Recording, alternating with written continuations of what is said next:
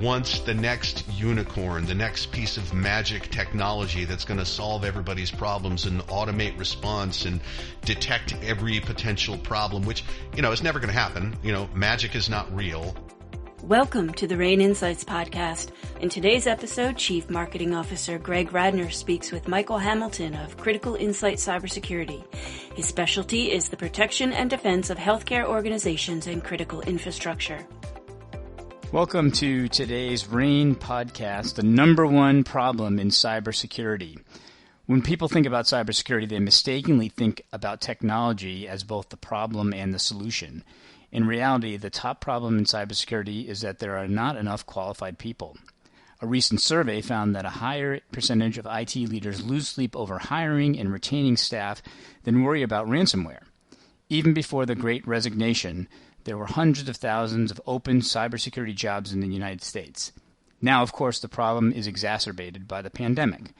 Unfortunately, criminals are acutely aware of the staffing problems and treat them like a vulnerability that opens organizations up to attack. I'm Greg Radner. I'm the Chief Marketing Officer here at RANE, and today I'll be interviewing Mike Hamilton, co-founder of Critical Insight, who is helping organizations figure out how to improve their cybersecurity programs without hiring the dozens of necessary employees. When he was CISO of the city of Seattle, Michael discovered two important things. One, monitoring 24 by 7 by 365 for intrusions is vital, and two, organizations need a real talent pipeline. Michael will explain how he put the two together by creating Critical Insight, a company with a deep talent pipeline and a 97% employee retention rate that acts as the security operations center for organizations that don't have the resources for a 12-person security team. Michael, welcome to today's podcast. Greg, thank you for having me. I'm happy to be here. I'm really interested in diving into this. We hear a lot about the Great Resignation, just not necessarily about in cyber, but across all categories in the risk management space where we're focused on. But usually when people talk about problems in cyber, they talk about backups or insurance or firewalls, things of that nature. So tell us, why do you think the real problem is people? Well, look at the endpoint here. If we were neck deep in cyber practitioners, such that the market value of each one was $60,000 a year rather than $130,000, we would hire our way out of this problem. Right? I mean, you would have eyes on glass 24/7. You would have plenty of practitioners to keep you compliant. It would be the equivalent of having the latitude of hiring your own on-staff plumber. Right? Even if something is going to happen only once in a great while, you're going to have somebody there. So I think if we look at the end condition there, the boundary condition in terms of the big differential equation, if we had enough people, we wouldn't be having the conversations we're having today. And the other side of that is there's this huge venture capital and private equity industry that wants the next unicorn, the next piece of magic technology that's going to solve everybody's problems and automate response and detect every potential problem, which, is never going to happen. Magic is not real. But we continue to fuel that industry. And so in a lot of people's mindset, they really do think this is a technology problem. This is the messaging they're hearing. So I differ with that, and I think the way that we do it is the right way. Well, I have to take offense a little bit to your term about magic is not real. I am a member of the Magicians Guild. It's actually a true story, and so there is a little bit of real magic here. But be that as it may, enough about me. But let's talk. Is this really about a talent shortage or a skill shortage? Which one do you think it is? So that is an interesting question. I don't think it's a talent shortage because there are plenty of people that can get into roles in, cyber, using finger quotes. And, not all those roles are technical. I think problematically, it's the skills they're trying to pick up along the way, right? And now, every school has its bright, new, shiny cybersecurity degree program. which frankly scratches the surface. It doesn't give anybody, operational experience that they need, and it's a lot of book learning and test taking. So I think the skills that are coming out of our colleges, universities, are not consistent with the way it used to be when you had to figure all of this out yourself, and you just had to stay up all night and burn computers down and build them back up, and do things that were frankly walking right up to that line of being illegal, or maybe crossing that line. Mm-hmm. Back in the day, this is the way everybody got their pedigree. Well, today it's different, and I don't think the way people are being educated are really preparing them for these roles. Sure, it's really on the job training. There's no substitute for that. But if companies can't sort of hire their way out of this cyber problem, what do they do? What's your recommendation? Well, I mean, this is one of the reasons why managed services are becoming really popular, right? I mean, so us, and competitors to us, Critical Insight is a focal point for the practitioners that are really difficult for companies to attract and retain, and special emphasis on retain there. So, rather than going through this, infinite rinse repeat of recruiting, hiring, training, being able to retain for 18 months, and then let's do it all over because somebody realized that, they want to go work for someplace better, or want to have more latitude, or, want to work remotely. In this seller's market right now, those are the choices people are able to make. So rather than just continuing this whole, here's what we used to do in the 20th century, let's just keep doing it, people are going out to managed services. So the managed service companies and the consulting companies are the ones that have to get really good at the hiring and retention, so that we have that big bench for all of our customers to tap. It's a really interesting problem that then it becomes a procurement issue, right? I mean, we at RANE, as you know, and you're part of our expert network, where we vet and credential and pre-screen a lot of the experts that are in our network, sort of take away some of the pain around that procurement process. But what's it supposed, if the company is looking to outsource some of this rather than hire, how do they pick the right company to work with? Well, I think there are a lot of questions, one could ask that are very individual to, a particular customer. In the way we approach the problem, we know that, a customer is not a customer is not a customer. They're in different sectors. They are in some, frankly, high-risk services that they provide, right? A lot of local government. But because we can't predict what kind of technology they already have, it's a design principle of ours to leverage all of the existing investments that our customers have already made in security technologies, right? So we don't care what firewall you have, or what endpoint agent you have, right? EDR agent, or what cloud services you may have stuffed, data into or running applications out of. We know that we have to ingest all of those things. And so that kind of flexibility about using the existing customer technology rather than requiring the deployment of agents on everything, that's part of it. This bit about the good supply of people, this is becoming a real competitive differentiator here because of the shortage of people. And, our competitors can solve that problem by paying, just astronomical salaries and hope that's going to, help them retain. What we find is, especially in a seller's market like this, the company culture has more to do with retention than that salary. So, not only a good supply of people, but, the ability for that managed service to retain those people. You want to be talking to the same person. You don't want there to be a rotating cast of characters and have to, break somebody in every time as a customer, right? Which brings me to what I think is the most important thing, is the customer experience. So that good customer experience in the early days of managed security services, there was a lot of complaints about, well, we never hear from you guys, or, this is way back in the day when I was with Gardant and we were acquired by VeriSign, and we would tell a customer when we saw stuff going on and say, hey, you better go look at this. Well, customers don't want to just be told, hey, I saw this thing on your network and you better go look at it. The customers want to talk about security, and they would like some resource there that helps them with their security problems over and above the just 24/7 monitoring, and putting out little fires. So, really it's the ability to use the customer's existing technology. It's the supply of people, and it's the customer experience that's provided. I think that differentiates the managed services. Great points. We're going to shift gears a little bit here, talk about everybody's favorite topic, ransomware. I think I read recently that one of the heads of the national security in the U.S. here said that companies are going to be dealing with ransomware every single day for the next 3 years. I think that's what the quote was, which doesn't sound great to anybody. But I mean, I'd love to get your opinion. Is the risk of ransomware going to go down as technology always continues to get better? What are your thoughts on that? My thoughts are no.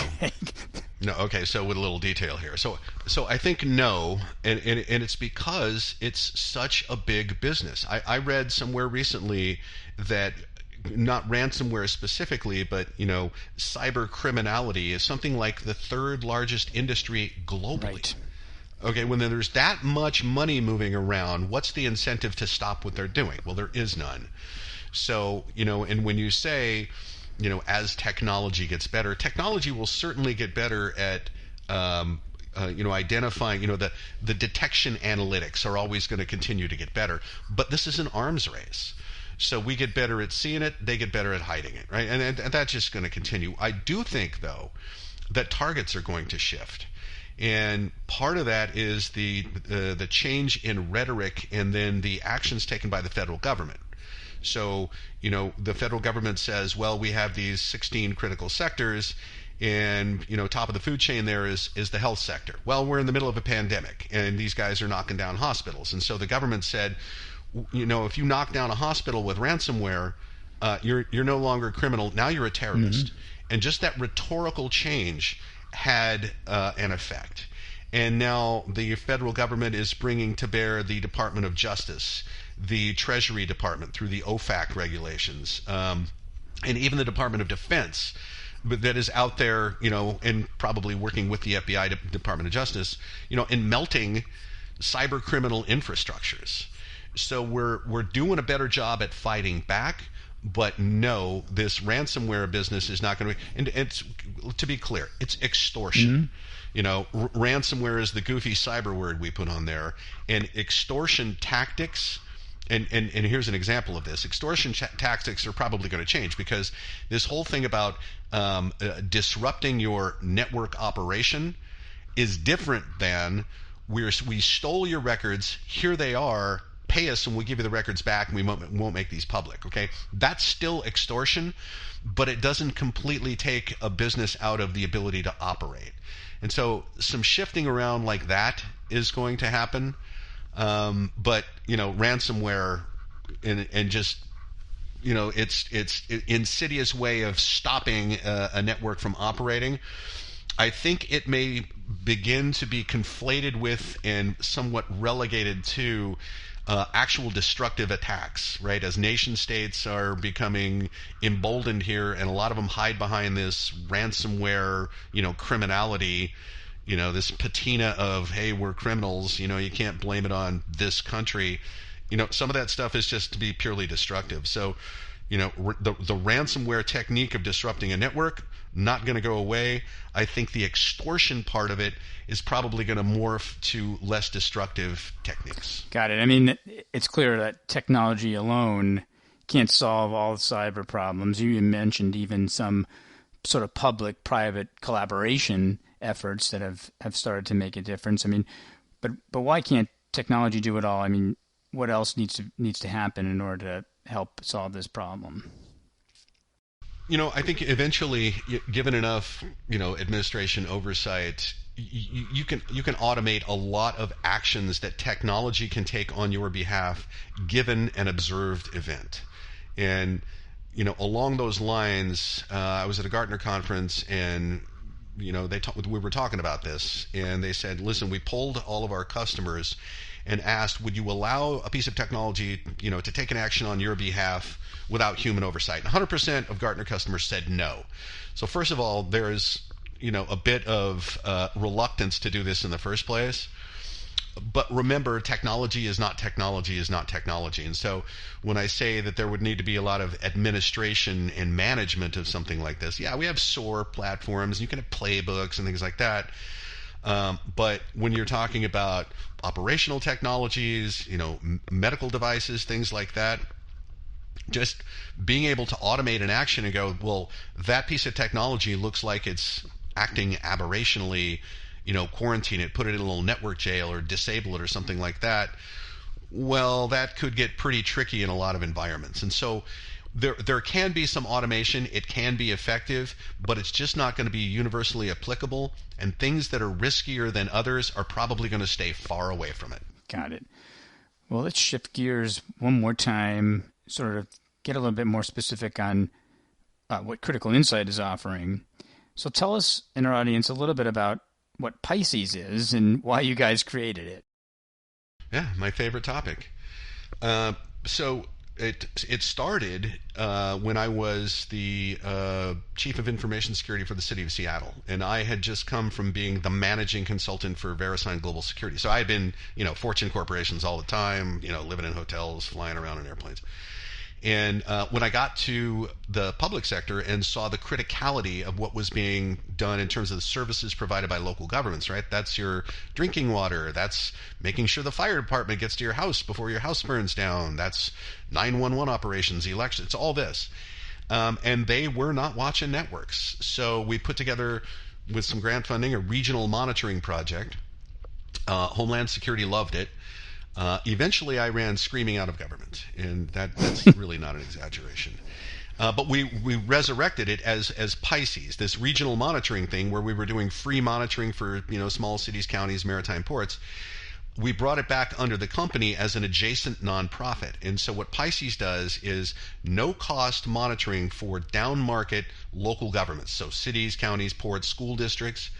And we do it for free in return for collecting metadata from the networks, right? No content data, can't read email, don't see web page, but source address, destination address, port, protocol flags, all that stuff, and IDS alerts. And rather than bringing it over to our commercial SOC operation, it is made available to currently 5 universities that are all teaching the exact same curriculum, how to be a cyber analyst. Cyber analyst is the 10th fastest growing job in the United States, and it's the only cyber job on the list. So if you were going to be surgical about trying to move the needle, that's exactly where you go. Okay? So we are supported by the Department of Homeland Security and have great partners in Pacific Northwest National Laboratory. And currently we are going through a 3-state expansion. We are provisioning customers in Colorado right now that are going to be monitored by Colorado universities, specifically Metropolitan State University, MSU in Denver. And our next state is Kentucky, with University of Kentucky going to be the lead institution over there. We have universities as far away as Alabama A&M that are evaluating these events in real time, right? So these analysts, these students, they're sitting in front of live fire. This is the real deal. This is critical infrastructure, events happening right now, got to figure it out. So, they pick up that mission focus. More importantly, they come out of this with real operational experience. They know what this stuff looks like. And so that is differentiating them as, admittedly, entry-level employees, but this is becoming more successful than we thought. Originally, this is part of the strategy is this is our employee pipeline. Well, we're making a lot of these practitioners, and they're pretty good. So, we've been discovered by the GEs and the Boeings of the world. Yeah, really interesting. You go back to where we started with the skills shortage and sort of that on-the-job training that's kind of giving them that, even though they're in a university setting. And another good example, I think, of sort of this public-private collaboration, you're bringing in a third component of the academic side of things too. Really interesting. There must be some way that your customers benefit from this information too, from Pisces being out there. Is it feedback into what you're doing for customers? It does a bit. There's, a bit of a wall of separation between them, but Pisces gives us the flexibility to do data analysis that we don't do with our commercial operation, right? Commercial operation is focused on, there's a service that we provide, and that's what we provide, and experimentation is kind of off the table. Well, with Pisces, we can do some experimentation. So, for example, this month we're looking at over the month of January, the number of raw IDS alerts embedded in n terabytes of traffic that was applicable to M users we're monitoring. And so if we take IDS alerts per terabyte per user, that forms the basis of an apples to apples comparison. So if somebody looks real noisy after we normalize them like that, maybe there's a network configuration error we can talk to them about. Maybe there is some employee training we should do because they seem to be engaging in risky behavior. So Pisces lets us do that kind of thing. It also facilitates graduate level research. So research in detection analytics. For example, looking at entropy in DNS A record lookups. Right? It turns out to be a pretty good indicator for malware just hit. So it's a lot of things like that we can do that we can't do with our customer data that's contracted by the commercial operation. Yeah, really interesting and a great source of information, I'm sure. So we're almost coming to the end of our time, but I want to give you a little bit of sort of free advertising, really. There's a lot of companies that do, like you said, sort of similar services, security operations center as a service, where they're outsourcing kind of that SOC function, managed detection and response, MDR. There's a lot of different names probably for these things. But how does Critical Insight differentiate themselves from others that might be in those spaces? Oh, great. Thanks for the softball. There you go. Great. Yeah. So, I think what I said about our design principle of making sure that we leverage the existing investments made by our customers, that's a differentiator. The fact that we can ingest lots of sources, so obviously your network traffic, but also your endpoint events, what's going on in your SaaS applications, Office 365 being kind of the top of that food chain, but also your cloud exposures, Amazon, Azure, everything. Those are the kind of, wear this on your sleeve. This is what the salespeople say. But to me, it's really more about our mission focus, because we really do focus on the things that we consider to be important at the scale we live our lives. So we work for a lot of hospitals and a lot of local governments, even though they're really difficult to do business with, right? They're broke. They may be broke, but they keep us alive. So that's our mission. Again, employee retention, 97% employee retention rate for our technical employees through 2021 is phenomenal. That customer experience that I talked about, so that the customer feels like they're actually talking to experts and professionals that are really helping them, not just, ticking the box, whatever the service provides, we're going to do that. We're interested in their security. And then finally, this focus on the greater good. We are making these practitioners, this is the only cyber job on the list of the top 10. Let's make as many of those people as possible, and someday we'll get to be where we're neck deep in them, and they're $60,000 a piece, and we will hire our way out of this problem. So that's us. Great model. Appreciate your insights today. My guest today has been Michael Hamilton, co-founder of Critical Insight. You can learn more about them at www.criticalinsight.com. Michael, thanks for joining us today. Greg, thanks again. I had a great time. Greg Radner spoke with Michael Hamilton, Chief Information Security Officer at Critical Insight Security, which works to help organizations become more resilient against ever-increasing cybersecurity threats. RANE offers risk intelligence solutions to more than 400 leading corporations, government agencies, and academic institutions. They turn to RANE for risk intelligence that cuts through the hype to focus on what they need to know, what to expect, and what to do. Learn about RANE at ranenetwork.com. That's RANE network.com. Thanks for listening.